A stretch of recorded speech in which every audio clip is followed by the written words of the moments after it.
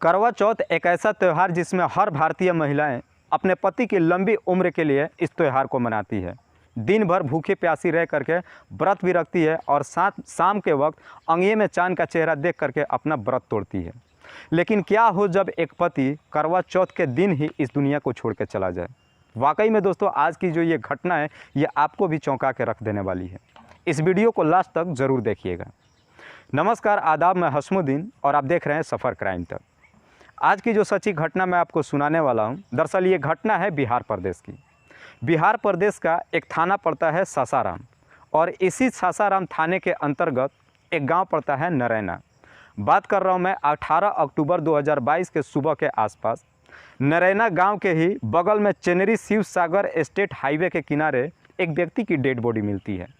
जब कुछ लोग उस रास्ते से होकर गुजर रहे थे, उस व्यक्ति की जब डेड बॉडी को देखते हैं, इस बात की खबर तुरंत आसपास के गांव में फैला दी जाती है। तुरंत ही आसपास के लगभग सैकड़ों लोग उस हाईवे पर मौजूद हो जाते हैं और जब इस व्यक्ति को देखते हैं तो इस व्यक्ति की तुरंत ही पहचान भी कर लेते हैं, जिसका नाम था अमन कुमार सिंह। अमन कुमार सिंह जो चेनरी गाँव का ही रहने वाला था। जब इस बात की खबर अमन कुमार सिंह के घर परिजनों को दी जाती है, उसके घर परिजन तुरंत ही हाईवे पे पहुंचते हैं और जब अपने बच्चे को इस हालत में देखते हैं, सब के सब रोने चीखने और चिल्लाने लगते हैं। जब इस बात की खबर अमन कुमार सिंह के पत्नी पूनम सिंह को दी जाती है, पूनम सिंह भी जब अपने पति को इस हालत में देखती है, हाईवे पर लोट लोट करके रोना शुरू करती है और कहती है कि मेरे पति अभी मात्र 3 दिन पहले ही बाहर से घर आए थे, आखिरकार किसने इनकी हत्या कर दी है। इस बात की खबर तुरंत ही सासाराम पुलिस थाने को दी जाती है। पुलिस भी तुरंत ही मौके पर पहुंचती है। पुलिस जब उस डेड बॉडी को अपने कब्जे में लेने की कोशिश करती है तो लोग हंगामा शुरू कर देते हैं, पुलिस के ऊपर दबाव देना शुरू कर देते हैं और लगभग 11 घंटों तक हाईवे को जाम करके रखा जाता है। लोगों का पुलिस के ऊपर काफ़ी दबाव हो जाता है कि इसका जो भी आरोपी है उसे जल्द हिरासत में लिया जाए। पुलिस उस भीड़ को किसी भी तरीके से संभालती है, लोगों को समझाने में भी कामयाब होती है और उन्हें तसल्ली देती है कि इसका जो भी आरोपी होगा हम बहुत जल्द उसे हिरासत में लेंगे।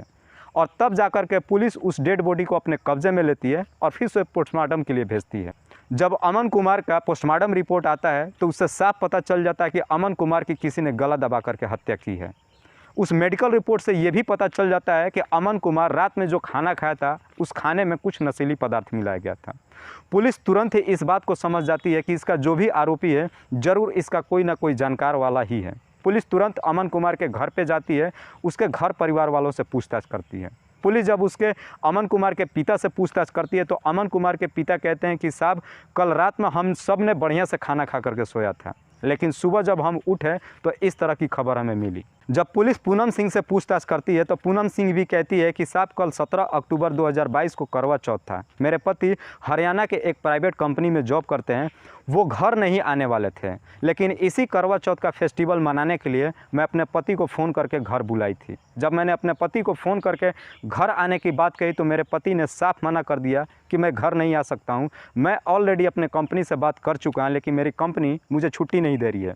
लेकिन मैं उनके आगे जिद करने लगी कि गांव की तमाम महिलाएं करवा चौथ की फेस्टिवल बड़ी खुशहाल तरीके से मना रही है, अगर आप नहीं आएंगे तो शायद ये करवा चौथ का फेस्टिवल मेरे लिए बेहतर नहीं हो पाएगा। और आखिरकार पूनम सिंह का पति अमन कुमार सिंह पूनम सिंह की बात मान जाता है और अपनी कंपनी के सामने जिद करने लगता है और जिद करके कंपनी से छुट्टी ले करके 3 दिन पहले ही घर आया था। 17 अक्टूबर 2022 को हमने करवा चौथ भी बढ़िया से मनाया था, सबने खाना पीना खा करके भी सोया था, लेकिन सुबह जब हम उठे तो अचानक इस तरह के गांव वालों ने हमें खबर दिया। अमन कुमार के पिता एक बड़ा ही अजीब जवाब देते हैं कि साहब, रात में जब मैं सोता हूं तो हर रोज़ रात में कम से कम 1 से 2 बार मैं ज़रूर उठता हूं, लेकिन रात में न जाने क्यों मुझे बड़ी काफ़ी गहरी नींद आ चुकी थी और एक ही बार मेरी आँख सुबह में खुली जब लोगों ने मुझे आ करके इस बात की खबर दी। अब पुलिस को शक अमन कुमार के घर परिवार वालों पे ही चला जाता है, लेकिन पुलिस के पास कोई भी ऐसा ठोस सबूत नहीं होता है जिसके आधार पे किसी भी व्यक्ति को अपनी गिरफ्त में ले। फिर पुलिस इस केस की इंटरनली छानबीन करना शुरू करती है। पुलिस जब अमन कुमार की पत्नी पूनम सिंह का मोबाइल का डिटेल्स निकालती है तो उस मोबाइल के CDR में एक नंबर निकल के आता है, जिस नंबर पर पूनम सिंह पिछले 4 महीनों से बातचीत करती थी। जब उस नंबर का डिटेल्स निकाला जाता है तो पता चलता है कि वह नंबर किसी कमलेश सिंह के नाम पर रजिस्टर्ड है। कमलेश सिंह जो भोजपुर थाने के इलाके का रहने वाला है। पुलिस जब अमन कुमार के पिता से कमलेश सिंह के बारे में पूछताछ करती है तो अमन कुमार के पिता कहते हैं कि साहब, मैं किसी भी कमलेश सिंह को नहीं जानता हूँ। जब अमन कुमार के पिता इस तरह के जवाब देते हैं तो इसी आधार पर पुलिस पूनम सिंह और कमलेश सिंह को तुरंत अपने कस्टडी में ले लेती है और फिर इनसे सख्ती से पूछताछ करना शुरू करती है कि आखिरकार तुम दोनों के बीच में रिलेशन क्या है, किस वजह से तुम पिछले 4 महीनों से लगातार बातचीत कर रहे हो। जब ये पूरे मोबाइल का CDR निकाल करके इन दोनों के सामने रख करके और पूनम सिंह से पुलिस पूछताछ करती है तो आखिरकार पूनम सिंह अपना जुर्म कबूल कर लेती है। लेकिन जब इसकी सच्चाई बताती है तो वाकई में दोस्तों इंसानियत शर्मसार हो उठती है। पूनम सिंह बताती है कि मेरा और कमलेश सिंह का पिछले 4 महीनों से लव अफेयर चल रहा था। हम दोनों एक दूसरे के प्रति इतना आगे बढ़ चुके थे कि हम दोनों ने शादी करने का भी इरादा कर लिया था, लेकिन मेरे पति को रहते हुए हम दोनों शादी नहीं कर सकते थे। इसीलिए हम दोनों एक होने के लिए मैं अपने पति को इस रास्ते से हटाने के लिए एक षड्यंत्र बना दी और इस षड्यंत्र के तहत मेरा पति तो हरियाणा में जॉब कर रहा था, इसीलिए इसी करवा चौथ पे मैं इसी षड्यंत्र के मुताबिक अपने पति को घर बुलाई। जब मैंने अपने पति को फ़ोन किया तो पहले तो उसने मना कर दिया घर आने से, लेकिन जब मैं अपने करवा चौथ का जिद करके उनसे बोली तो आखिरकार वो मेरी बात मान गए और घर आने के लिए तैयार हो गए। 17 अक्टूबर से ठीक 2 दिन पहले ही वो घर आए थे। फिर जब घर आ गए तो मैंने इस बात की खबर कमलेश सिंह को दी कि मेरे पति घर आ चुके हैं और फिर अब इसी षड्यंत्र के तहत इस काम को अंजाम देना था, जिसके लिए हमने तारीख तय किया 17 अक्टूबर 2022 को करवा चौथ के ही दिन। करवा चौथ के दिन मैं अपने पति की लंबी उम्र के लिए व्रत भी रखी थी। शाम को अंगिया के माध्यम से अपने पति का चेहरा देख करके करवा चौथ का व्रत भी मैंने तोड़ा।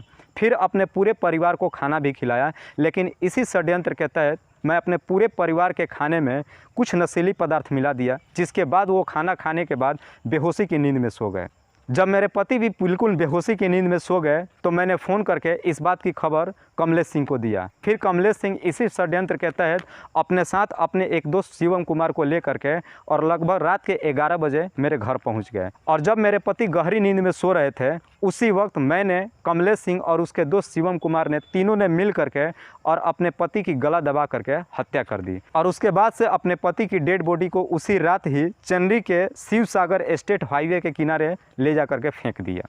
वाकई में दोस्तों जब ये पूरी कहानी पूनम सिंह पुलिस वालों को बताती है तो पुलिस वाले भी बड़ी अजीब नज़र से पूनम सिंह के तरफ देखते हुए कहते हैं कि तुम वही पत्नी हो ना जब अपने पति की डेड बॉडी देखी थी तो उस हाईवे पे लोट मार मार करके रो रही थी।